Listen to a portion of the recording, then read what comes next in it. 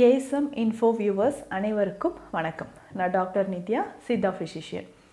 நரம்புகள் வலிமையாக இருக்க எந்த மாதிரியான உணவுகள் எடுக்கலாம், அதை பற்றி தாங்க இந்த பதிவில் பார்க்க போகிறோம். நிறைய பேருக்கு கைகளில் நடுக்கம் இருக்குது இல்லைங்களா?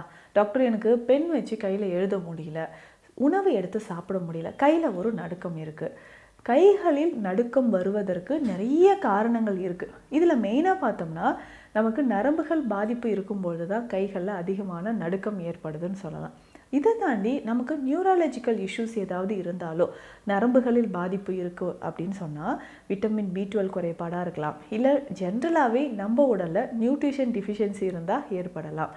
இதை தாண்டி நம்ம தலையில் ஏதாவது அடிபட்டோ, இல்லை பிளட் கிளாட்ஸோ, இல்லை ஹேமரேஜ் ஏதாவது இருக்குது அப்படின்னாலும் நரம்புகளில் பாதிப்பு ஏற்படலாம்.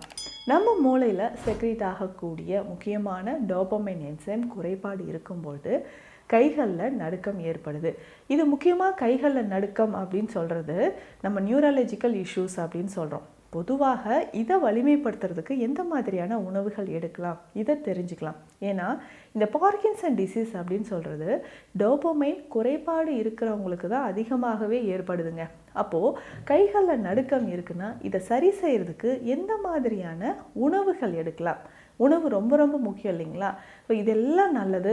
இந்த கஷாயம் தினம்தோறும் நம்ம குடிக்கும்போது நரம்புகள் வலிமையாகும் அப்படின்னே சொல்லலாம். இன்னும் ஒரு சிலருக்கு கைகளில் நடுக்கம் இருக்கிறது, நடக்கும்பொழுது ஸ்டெடியாக என்னால் நடக்க முடியல, கால்கள் கைகள் எல்லாமே துவண்ட மாதிரி இருக்குது அப்படின்னு சொல்லுவாங்க. ஆண்கள் நிறைய பேருக்கு எரெக்ஷன் ப்ராப்ளம் இருக்கிறது. ஸோ இந்த மாதிரி பிரச்சனைகள் இருக்குன்னா இதை சரி செய்கிறதுக்கு நரம்புகளோட இயக்கம் ரொம்ப முக்கியம். அப்படி நரம்புகள் வலிமையாக இருக்க ஒரு பெஸ்ட்டு கஷாயம், ஸோ சித்த மருத்துவத்தில் நம்ம பயன்படுத்தக்கூடிய ஒரு முக்கியமான பெஸ்ட்டு கஷாயம் என்ன அப்படின்றத பார்க்கலாம். இதற்காக நமக்கு தேவையான மூலிகைகள் என்னென்னன்றதும் தெரிஞ்சுக்கலாம். ஃபஸ்ட்டு இதற்கு தேவை நமக்கு வல்லாரை. ஸோ வல்லாரை இலை பொடி நமக்கு தேவைப்படுதுங்க. ஸோ வல்லாரை இலை பொடியை நம்ம பயன்படுத்தலாம். வல்லாரை இலை பொடி நமக்கு கடைகள்லேயே இருக்கும், அதை வாங்கி எடுத்துக்கணும். வல்லாரை இலை பொடி நமக்கு 100 கிராம் எடுத்துக்கணும். இதனுடைய தூதுவளை இலை பொடி 50 கிராம் நமக்கு தேவைப்படுது. இதற்கு அடுத்ததாக ஏலக்காய் 20 கிராம் நம்ம எடுத்துக்கணும். ஓமம் 20 கிராம். தனியா விதைகள் இருக்குது இல்லைங்களா? 100 கிராம் நமக்கு தனியா விதைகள், கொத்தமல்லி விதைகள் அப்படின்னு சொல்லுவோம். ஸோ இது நமக்கு 100 கிராம் தேவைப்படுது. இதுவும் நம்ம எடுத்து வச்சுக்கணும். அதற்கு அடுத்ததாக விஷ்ணு கிரந்தி அப்படின்னு சொல்லக்கூடிய மூலிகை, இதனோட பொடியும் நமக்கு தேவைப்படுது. இந்த விஷ்ணு கிரந்தி அப்படின்னு சொல்கிறது நரம்புகள், எலும்புகள், தசைகள் தொடர்பான பிரச்சனைகள், 7 உடற்தாதுக்களையும் வன்மைப்படுத்தக்கூடிய ஒரு முக்கியமான ஒரு மூலிகை தான் இந்த விஷ்ணு கிரந்தி.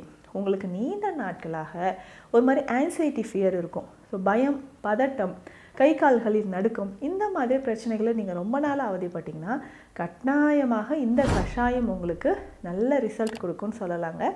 ஏன்னா இந்த விஷ்ணு கிரந்தியில் அவ்வளவு சத்துக்கள் இருக்குது, 7 உடல் தாதுக்களையும் வன்மைப்படுத்தக்கூடியது. இந்த விஷ்ணு கிரந்தி இலை பொடியும் 50 கிராம் உங்களுக்கு தேவைப்படும். நான் சொன்ன மூலிகைகள் எல்லாமே இந்தந்த அளவுப்படி நீங்கள் எடுத்து வச்சுக்கோங்க. எல்லாத்தையுமே பொடியாக செய்து ஒன்றா கலந்து எடுத்து வச்சுக்கணும். ஸோ நம்மளுடைய நரம்பை பலமாக்கக்கூடிய கஷாய பொடி தயாராக இருக்குது. ஸோ இதை நம்ம எப்படி பயன்படுத்தலான்றதை தெரிஞ்சுக்கலாம். டெய்லி ரெகுலராக ஒரு வேளை குடிக்கணுங்க. இதனோட பெனிஃபிட்ஸ் என்ன? இந்த கஷாயம் குடிக்கிறதுனால என்ன ஹெல்த் பெனிஃபிட் உங்களுக்கு கிடைக்குதுன்னா, நம்ம ஆரம்பத்திலே பார்த்த மாதிரி நரம்புகள் வலிமையாகும். சுகர் இருக்குது, பிபி இருக்குது, எனக்கு டயர்ட்னஸ் ஆகுது, முக்கியமாக இந்த மூட்டு வலி சொல்கிறோம் இல்லைங்களா, ஆர்த்ரைட்டிஸ், உட்கார்ந்தா எந்திரிக்க முடியல, நடக்கும்போது நிறைய ப்ராப்ளம் இருக்குது, இதுக்கு எல்லாத்துக்குமே சிறந்ததாக இருக்கக்கூடியது இந்த கஷாயப்பொடி. ரெகுலராக இதை கஷாயமாக ஒரு நாளைக்கு ஒரு வேளை நீங்கள் குடிச்சிட்டு வந்தாலுமே நல்ல ரிசல்ட் உங்களுக்கு கிடைக்கும்னு சொல்லலாம். ஸோ எப்படி இதை குடிக்கணும்னா, காலையில் உணவு எடுத்த பிறகு இதை நம்ம குடிச்சிட்டு வரணுங்க. ஸோ காலையில் ரெகுலராக நம்ம உணவு எடுத்த பிறகு ஒரு அரை மணி நேரம் அதற்குள்ளாகவோ இல்லை அரை மணி நேரத்தில் நம்ம என்ன பண்ணலாம்னா இந்த கஷாயத்தை குடிக்கலாம். இது ஒரு ஸ்பூன் அளவுக்கு எடுத்து 3 கிளாஸ் தண்ணீர் விட்டு நல்லா கொதிக்க வைக்கணுங்க. ஸோ இது நல்லா கொதிக்கட்டும். ஸோ கொதித்ததுக்கப்புறம் 3 கிளாஸ் தண்ணீர் 1 கிளாஸாக வந்ததுக்கப்புறம் ஃபில்ட்ரு பண்ணிக்கோங்க. இந்த கஷாயத்தை டெய்லி காலையில் நல்லா பிரேக்ஃபாஸ்ட் எடுத்தது ஒரு அரை மணி நேரம் கழித்து குடிச்சிக்கிட்டே வரணும். ரெகுலராக ஒரு 10 நாட்கள் குடிக்கும் போதே உங்களுக்கு நல்ல ரிசல்ட் கிடைக்க ஆரம்பிக்கும். ஸோ உடலில் இருக்கக்கூடிய நரம்புகள் தொடர்பான பிரச்சனைகள் குறைய ஆரம்பிக்கும். இடுப்பு வலி இருக்குங்க, மூட்டு வலி இருக்குன்னு சொன்னீங்கன்னா அதுவும் உங்களுக்கு குறையும்.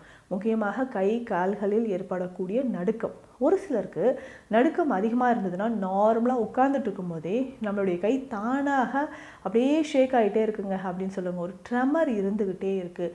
இதனால் என்னோடய கான்ஃபிடென்ட் லெவலே போச்சு, என்னால் ஆஃபீஸ் போக முடியல, எங்கேயும் உட்காந்து பேச முடியல, இந்த மாதிரியெல்லாம் சொல்லுவாங்க. ஸோ இவர்களுக்கு இந்த மாதிரி கைகளில் நடுக்கம் இருக்குன்னா அதை சரி செய்யறதுக்கு இந்த கஷாயம் ரொம்ப ரொம்ப சிறந்தது. இதே மாதிரி சித்த மருத்துவத்தில் நிறைய மூலிகைகள் மருந்துகள் இருக்குது, அதையும் நீங்கள் ஃபாலோ பண்ணிக்கலாம். ஸோ அப்படி நீங்கள் ஃபாலோ பண்ண வேண்டிய மூலிகைகள் என்னென்ன அப்படின்னு பார்த்தோம்னா, இது கூடவே நம்ம பூனைக்காளி பொடியை பயன்படுத்தலாம். ஸோ பூனைக்காளி விதை பொடி, ஸோ இதுவுமே எதற்காக பயன்படுதுன்னா, அதிகமான நரம்பு சம்மந்தப்பட்ட பிரச்சனைகள், நரம்பு தளர்ச்சி இருக்குது அப்படின்னா அதை சரி செய்கிறதுக்கு பயன்படுது. அதே மாதிரி சதாவரி கிழங்கோ இல்லை அஸ்வகந்தா கிழங்கு பொடியோ நம்ம பயன்படுத்திட்டு வரலாம். ஸோ தசைகளும் நரம்புகளும் வலிமையாக இருக்க இந்த பொடிகள் உங்களுக்கு ரொம்ப ரொம்ப சிறந்தது. ஸோ ரெகுலராக இதை நீங்கள் ஃபாலோ பண்ணிக்கிட்டே வரும்பொழுது நரம்புகள் தொடர்பான பிரச்சனைகள் நமக்கு குணமாகுது. அதே மாதிரி நீங்கள் சாப்பிடக்கூடிய உணவில் அதிகமான எண்ணெய் சத்துக்களோ இல்லை அவுட் சைட் ஃபுட் நிறைய சாப்பிட்றீங்கனாலும் அதையும் நீங்கள் அவாய்ட் பண்ணிக்கோங்க.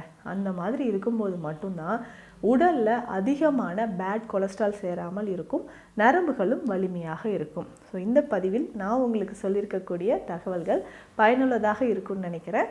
மீண்டும் அடுத்த பதிவில் சந்திக்கலாம். நன்றி.